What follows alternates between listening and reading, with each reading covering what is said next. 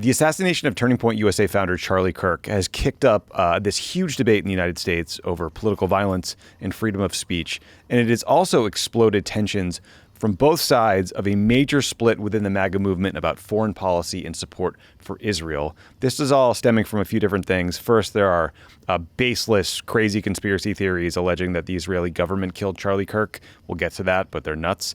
And then there were some just kind of gross comments made by Israeli Prime Minister Bibi Netanyahu after Kirk's assassination that outraged a lot of influential Trump supporters. The controversy has gotten so bad that on Thursday, Netanyahu felt the need to release a video addressing the allegations. Here's a clip. Somebody has fabricated a monstrous big lie that Israel had something to do with Charlie Kirk's horrific murder. This is insane. It is false. It is outrageous. Charlie Kirk was a giant, a once-in-a-century talent who defended freedom, defended America, defended our common Judeo-Christian civilization. He encouraged me to make the case directly to the American people about how vital Israel is to U.S. national security. He told me, "The Holy Land is so important to my life, it pains me to see support for Israel slip away." Now some are peddling these disgusting rumors, perhaps out of obsession, perhaps with Qatari funding. Okay, so on Wednesday's Pod Save the World episode, Ben and I previewed this fight. Like, there were some early rumblings that we played for you guys. There was the genuinely crazy stuff from Candace Owens that we won't revisit right now. We also talked about how Tucker Carlson kind of hinted at his anger with Netanyahu during an interview he did with J.D. Vance. But we wanted to hop back on for this Pod Save the World YouTube exclusive because since that recording, rage at Netanyahu has exploded in the MAGA media world. We'll play you a sample in a minute. So Ben, let's divide this into chunks. I mean, first there is the accusation that Israel was behind the assassination itself. The second piece is just this broader anger at Netanyahu for trying to co-opt Charlie Kirk's legacy and then speak for him from beyond the grave. And then finally, we'll talk about what this tells us about the broader fight over the MAGA foreign policy and what it is. So Ben, just on this first claim that Israel was behind the assassination, I mean, first, there's no evidence to support that claim. Second, we've now seen text messages from the shooter that get at the actual motive. Third, I mean, the political risk to Netanyahu of assassinating a close ally of Trump is astronomical, and I don't see any upside. Did I miss anything else that would knock this idea down? No, I mean, like a lot of conspiracy theories, it's a combination of a lot of conjecture, right? Or Charlie Kirk was changing his views on Israel, or Charlie Kirk had soured on Netanyahu. Things that may or may not be true. We didn't know Charlie Kirk, to state the obvious, but we'll talk about that in the next piece of it. Some of it is the kind of conspiracy theories. One destination for them is often Jews or Israel, right? And that's the uglier version of anti-Semitism. And I think one of the things, frankly, I want to name here, Tommy, is that there's been so much discussion and outrage about anti-Semitism in the form of protest against Israeli policy, on college campuses. Some of which, sometimes you see anti-Semitism on the left that goes beyond that, right? But this is actually the dangerous, historically dangerous form of anti-Semitism when you have kind of a far-right paranoid mentality about kind of Jewish conspiracies. Yeah, it's literally the blood libel. That's kind of what it is. And it's so I mean, it's a reminder that we've actually taken our eye off of this kind of far-right anti-Semitism because it's been, I frankly think, co-opted oftentimes to go against critics of Israel. And now we're seeing the kind of more conventional, traditional form manifest in some of this, not all, because again, some people on the right are just critics of Israel too, right? Yeah. So in the same way as with the left, some people are allowed to criticize Bibi Netanyahu and how he's responding to this and the Israeli government. And so we have to be able to differentiate on the right, as we do on the left, between people who are just making baseless claims that have no evidence and people that have an actual difference with Israeli government policy or the way in which the Israeli government, frankly, injects itself into American politics quite frequently. Yeah, absolutely. We'll get to those broader policy and political disputes. That was just worth knocking down this kind of insanity. It's notable that even Nick Fuentes, who is a neo-Nazi, far-right guy, a Groyper to the right of Charlie Kirk, he's been telling his audience, guys, the idea that the Israelis would kill Charlie Kirk is crazy. Like, what are you talking about? All right, Ben. So here's a good example, I think, of some of the outrage from the MAGA media and just the MAGA political world at Netanyahu for statements he made after Charlie Kirk's death, where he was trying to co-opt Kirk's legacy and speak for him. You're going to hear from Tucker Carlson first, and then Megyn Kelly. I was shocked and sickened by the reaction of the ghoulish and really repulsive reaction of the Prime Minister of Israel, Benjamin Netanyahu, to Charlie's death. Basically made it all about him and all about his country. Immediately trying to take the energy, the sadness, the grief that people felt over Charlie's murder and redirect it towards support for whatever project he's involved in. I don't think I've ever seen anything lower than his attempt to hijack Charlie's memory and use it for his own political ends. He did not like Bibi Netanyahu, and he said that to me many times, and he said it to people around him many times. He felt that Bibi Netanyahu was a very destructive force. He was appalled by what was happening in Gaza.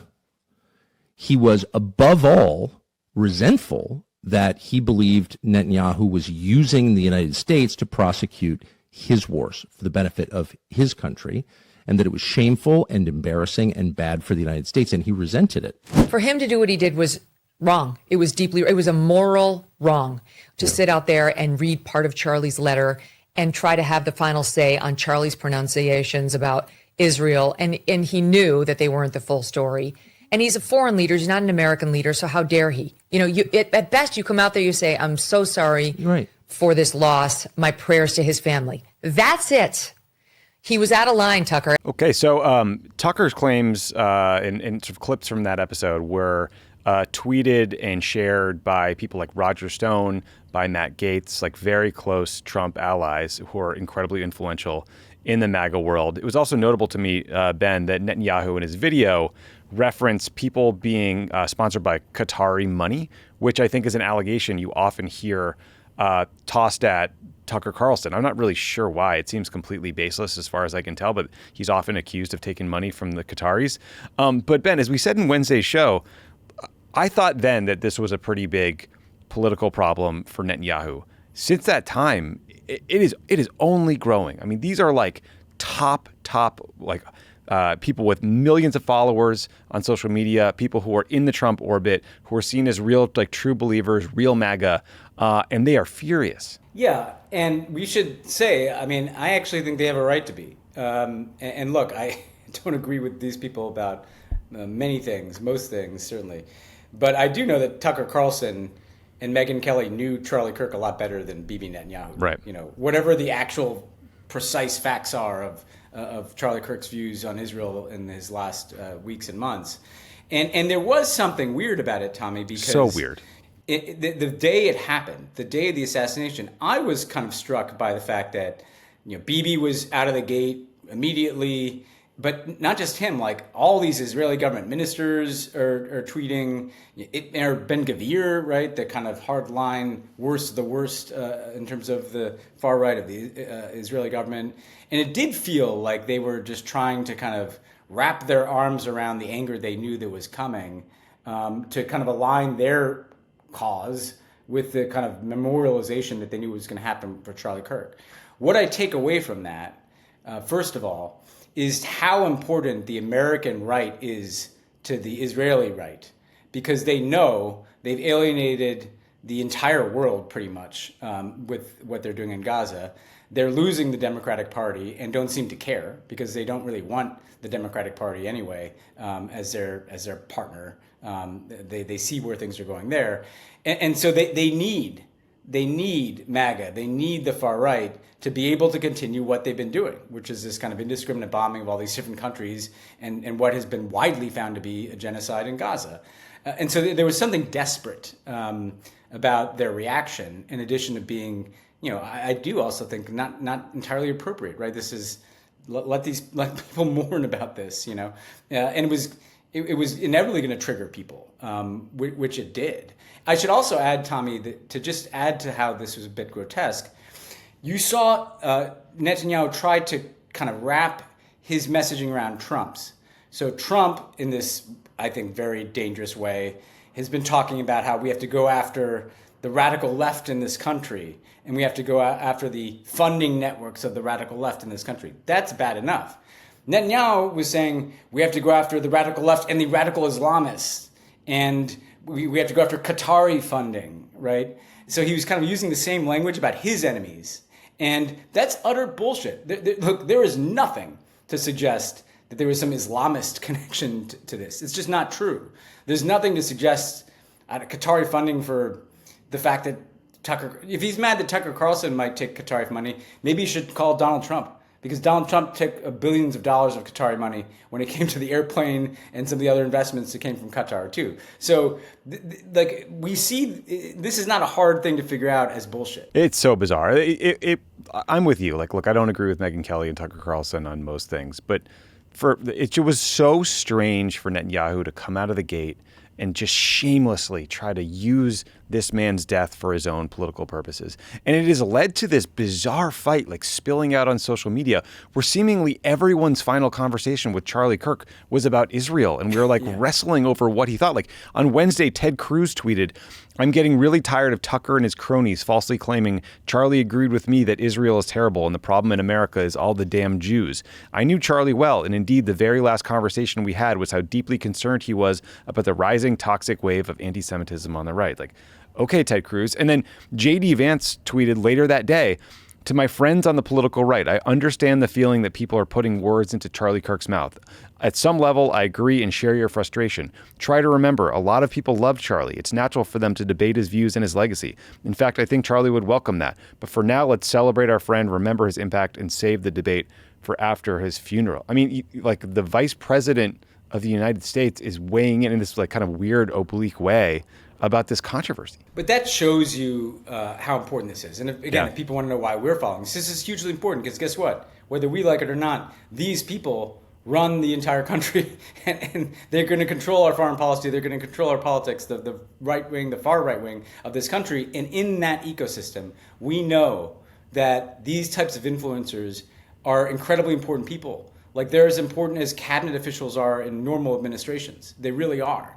And that's why you saw J.D. Vance having to do that. And I will say, we called out, obviously the dangerous absurdity of people who've taken this all the way to somehow implicating Israel and what happened.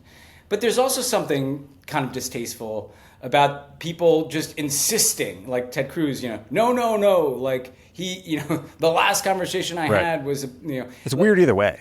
It is possible. Charlie Kirk has recorded hundreds of thousands of hours of audio. Just listen to the guy. That's exactly my point. It is possible to hold different thoughts and to say, hey, review the tape. Charlie Kirk had different views about Israel. He loved some things. He was frustrated with Netanyahu. By the way, who isn't frustrated with Netanyahu? He didn't like what was going on in Gaza, like a lot of people, that because of how it was getting worse. The fact that he didn't support the war in Iran, not surprising. That's a part of the MAGA wing of foreign policy. There's a big debate about that. So the inability to even tolerate, just come out and say, look, Charlie, you could say, I didn't agree with him on everything on Israel if you want to, or something. But everybody has to insist that he agreed with them 100% when that's a literal impossibility. And this man sat behind a microphone every single day. We could all just go listen to his views. And I've been listening to him, and it's kind of interesting to hear how he was kind of talking it out in front of his audience. Right, and he kind of evolved. Yeah, I mean, there was this clip that was going around Twitter yesterday that someone sent to me, and it was Charlie Kirk talking about a trip to Israel for the embassy opening, which meant it was 2018, but that wasn't readily apparent to most people who were just watching it, and talking about a great leader Netanyahu was. And they were like, aha, look, Ted Cruz is right, and Tucker is wrong. It's like, well, actually, bozos, this is from 7 years ago. Yeah. But also it does speak to his evolution and how much tape there is out there. Also, Ben, I don't know if you saw this. This is a bit of an aside. Netanyahu gave this speech a day or two ago, I'm not sure exactly when, where he urged Israelis to become super Sparta. And what that meant was essentially become entirely self-sufficient and which also means isolated from the world, basically make your own weapons, have limited trade, create your own commodities, be kind of cut off from the world. And the stock market tanked because obviously all these businesses were like, well, that's not a good climate for us to grow and do whatever. And he also talked about how Islamist minorities in Western countries are leading them to pressure governments. And it was just this crazy speech that just spoke to how paranoid and isolated Netanyahu is because of his own choices, but because of his decision to perpetuate the war in Gaza, because he knows it's the only way he can keep himself out of jail, basically. But that would also sort of help you, I think, understand the mindset that would lead him to do something as ghoulish as like kind of leaping on the legacy of Charlie Kirk and trying to make it his own. No, because it's plain the degree to which they're becoming a pariah state, right? In their own region, they've bombed all these countries. And since they bombed Qatar, one thing to build on what we said in the last episode too, is we now have Saudi Arabia and the UAE and Qatar signing a mutual defense pact with Pakistan. Now that's notable for a couple of reasons. One is that Pakistan has nuclear weapons. And so that tells you that those countries want a nuclear deterrent against Israel attacking them. That's how much this is disintegrated. The Abraham Accords was supposed to be the Gulf countries and Israel kind of being the new security order. That is a sign that the Abraham Accords are unraveling, essentially, because those countries are saying, instead of the Abraham Accords being our security blanket, we'd rather have Pakistan, with all of its dysfunction, be that. That's the degree to which Netanyahu has alienated even countries that he had been courting before the last couple of years. At the same time that we see public opinion shifting overwhelmingly in this country around the world. But the problem is he has no way to stay in power, as you said, Tommy, other than Israel being a pariah state. So he can't mend bridges. He's burned the boats behind him. He's burning the bridges behind him. The problem for Israelis is he's burning the bridges behind Israelis too.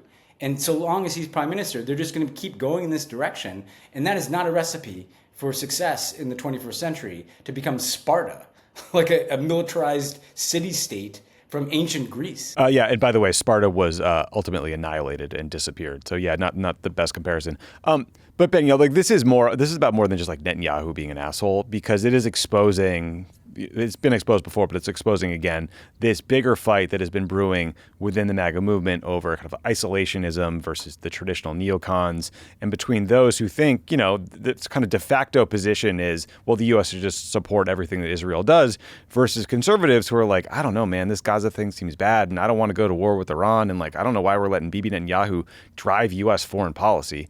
And I think here's another clip from Megyn Kelly that gets at the heart of it. Let's face it, Charlie was like an unofficial spokesperson for the youth of America, in particular conservative youth. And I don't know if people have checked, but they no longer support Israel. And everybody under 30 is against Israel. Charlie was 31. And so as a friend, he's saying to them, and same way I, as a friend, am saying, I am telling you, you've lost Dems independence and you're starting to lose Republicans. You need to wrap it up. You've had a 2-year long leash. I know you want your hostages back, but this cannot go on until you have every hostage back. It's just not going to, you're going to lose every friend you have. And that's what he was saying, because that's what he was hearing from his constituency. So let me just unpack what Megyn's talking about there. So, Ben, there's obviously like a policy piece to this, right? Like the neocons are out. The global war on terror is believed to be a failure by most people. The war in Iraq was a catastrophe. Gaza has been declared a genocide. Like Dick Cheney's name literally gets booed at TPUSA events. Like that's sort of how far the youth of the party has moved. But then there's another piece of this, in listening to that full interview with Megyn, is outrage at the way pro-Israel groups and some individuals do politics around these issues in the U.S. And I listened earlier this morning to an interview Megyn Kelly did with Charlie Kirk on her show in August, where she and Charlie too were talking about being furious at being called an anti-Semite. And she was called an anti-Semite because she said what we heard there, that it's time to wrap up the war in Gaza. And she also just like had a conversation about how Jeffrey Epstein had ties to the Israeli government, and that is a thing that is discussed in the world. And I don't know, like it's true. And she, you could just tell by listening to her that it radicalized her, because she said, quote, "The more you tell me I can't criticize Israel, the more likely I am to do it. You don't own me." And you and I have experienced this too. Like we experience it all the time. Like the ADL called me an anti-Semite because I said I didn't want Netanyahu to drag us into war with Iran. That did not silence me.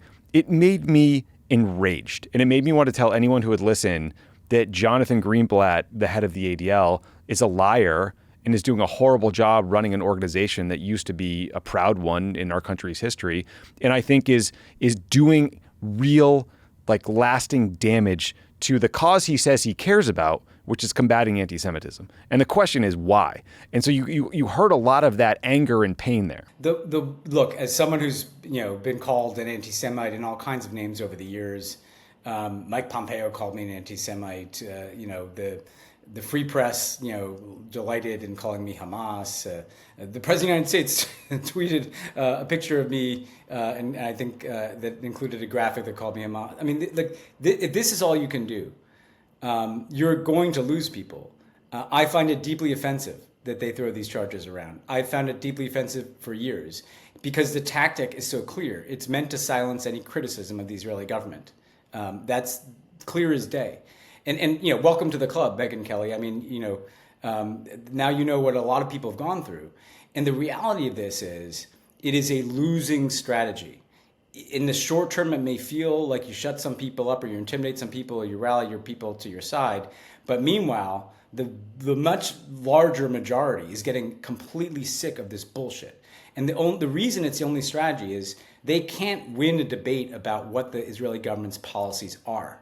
Right? I mean, we went through this with the free press. They can't defend the fact that people are starving to death in Gaza. They can't defend the fact that tens of thousands of children have been killed. So what do? They try to find some pictures and say that some kids had pre-existing conditions and then call anybody, who raises questions about how fucking weird that is, calls us anti-Semites or Hamas, right? This is a losing strategy. And if you still support Israel, you should know that this might stem the dam, right? Like you might stop the dam from breaking for a little more time, but the dam is breaking. The water is coming through because of what this Israeli government is doing, not because of what people think about the Jewish people or even what people think about like the founding of the state of Israel. Like this is above all about the conduct and policies of the Israeli government and the tactics that AIPAC and other organizations and people like Jonathan Greenblatt have used in this country to try to shut people up who just have genuine concerns about policy, which, by the way, I don't expect them to agree with me. I'm not like they're the ones who are demanding that you have to only take one position, which is blanket support for whatever the Israeli government does. And that's the key, I think, the blanket support. And that was what so frustrated them is like Charlie Kirk's like, I love Israel. Like, I want Israel to win. Both of them kept saying that. I want Israel to win. We've defended Israel. But that got them nothing, right? Like Charlie Kirk felt like they attacked his moral character for like hosting a debate over Israel policy that included this comedian named Dave Smith, who's an extremely harsh critic of Israel. And he's like, last time I checked, I'm American. I can say whatever the fuck I want. And like, why is it that I have less space to criticize the Israeli government on social media than the Israelis do? Like that doesn't make any sense. And Megyn Kelly's like you have to, she said, you have to see it exactly as I see it and support everything or you're against us. This is sort of the mindset of the people yelling at her. And she made the point. She's like, look, I've been bullied by the best of them. You're not gonna quiet me, which I took as a not so subtle reference to Trump. But to your point on like approval, Ben, I mean, the Chicago Council on Global Affairs has a poll out today that looked at approval in America of what's happening in Gaza and in U.S. support for Israel. The top line is 37% of Americans say the U.S. supports Israel too much. That's up from 30% last year. Only 10% of Americans say the U.S. is not supporting Israel enough. 43% of Democrats said the U.S. supports Israel too much. That's up from 40%. 42% of independents now say the same thing, which is an 8-point increase from 2024. 40% of Americans say the U.S. Is not providing enough aid to civilians in Gaza, which is up 10 points from last year. And then 40% of Democrats and independents think the U.S. provides too much military aid to Israel, along with 20% of Republicans. So the trajectory there is not great for Netanyahu and what, if he's going to become a Sparta with only the U.S. to rely on, like he's losing his biggest benefactor. And there's nothing to suggest that trajectory is going to change. That's the important point, right? There's no break in this, given they're moving further into Gaza. They're bombing more countries. They're moving further to the right. They're preparing to annex the West Bank. That's the thing. There's some people, I think, who've been quiet about all this stuff, who are just kind of hoping for the war in Gaza to end and things to revert to some quote-unquote normal. That's not happening. Yeah, that's right. Final thing, Ben. Donald Trump did a press conference today in the UK with British Prime Minister Keir Starmer. I haven't watched all of it, but this clip, this kind of aside from Trump, caught our attention. Let's listen. We're going to leave Afghanistan, but we're going to leave it with strength and dignity. And we're going to keep Bagram, the big air base, one of the biggest air bases in the world. We gave it to them for nothing. We're trying to get it back, by the way. Okay, that could be a little breaking news. We're trying to get it back because they need things from us. We want that base back. But one of the reasons we want the base is, as you know, it's an hour away from where China makes its nuclear weapons. So Bagram, big base in Afghanistan. I I find it very hard to believe, Ben, that the Taliban government would allow the United States to reoccupy part of the country, since it's sort of like their whole existence over the last several decades was pushing the occupiers out of Afghanistan. So what is Trump talking about there? Are we about to re-invade Afghanistan to get a base back for some reason about China garble? This is one of the craziest ideas that I've heard recently, and we've heard a lot of crazy fucking ideas recently. I mean, first of all, yeah, like I don't know how or why the Taliban would let the U.S. do this. Maybe the U.S. is offering to like lift sanctions and do a bunch of things, and so it's not like totally impossible, but it's a horrible idea. It's like putting the U.S. back in the middle of Afghanistan on a base, like not that far from Kabul, right? It just, how many ways could that go wrong? What purpose does it serve? And also, I want to introduce another thing that's in line with the theme of what we're talking about here today, Tommy. We cannot overstate this. Donald Trump would not have gotten elected president of the United States without his opposition to the forever war, whether that was sincere or not. Remember, that's how he dismantled Jeb Bush on the debate stage way back.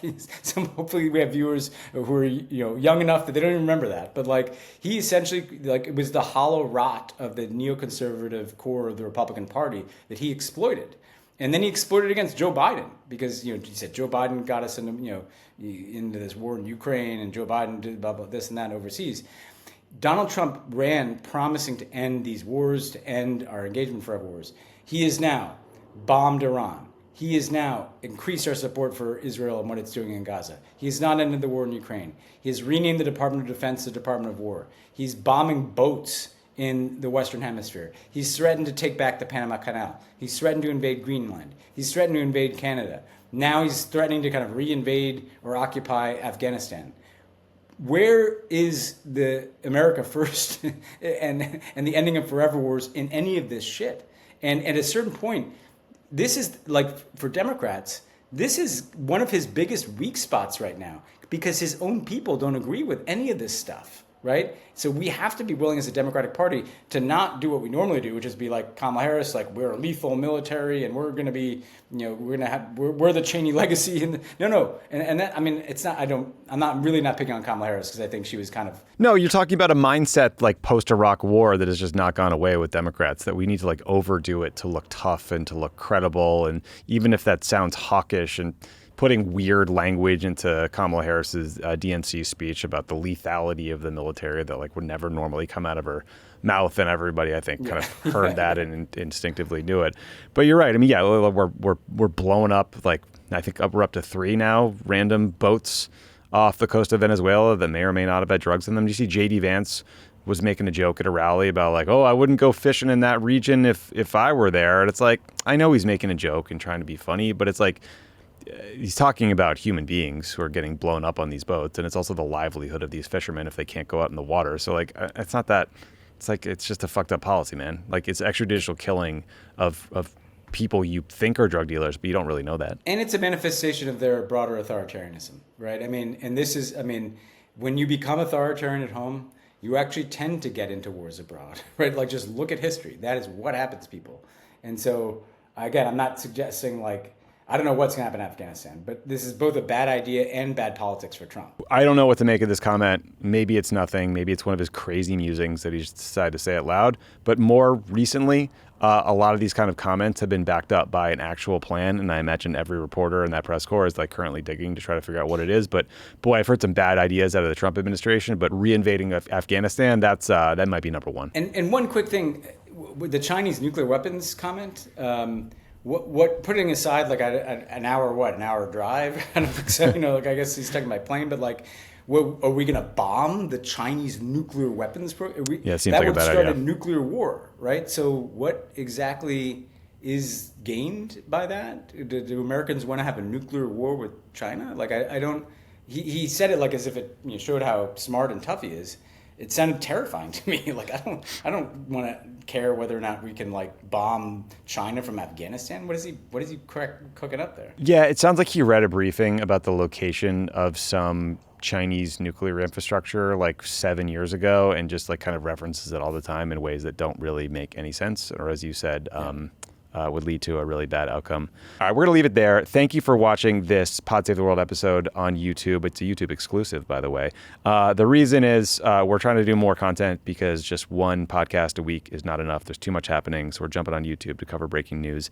And when you subscribe to Pod Save the World, you help us not only build a progressive media empire here at Crooked Media, but also when normal, like regular people are searching for political news, they're finding right-wing garbage. And when you subscribe to Pod Save the World, you help us surface good information into the algorithm. So we'd appreciate it. And also, it's free. So please subscribe.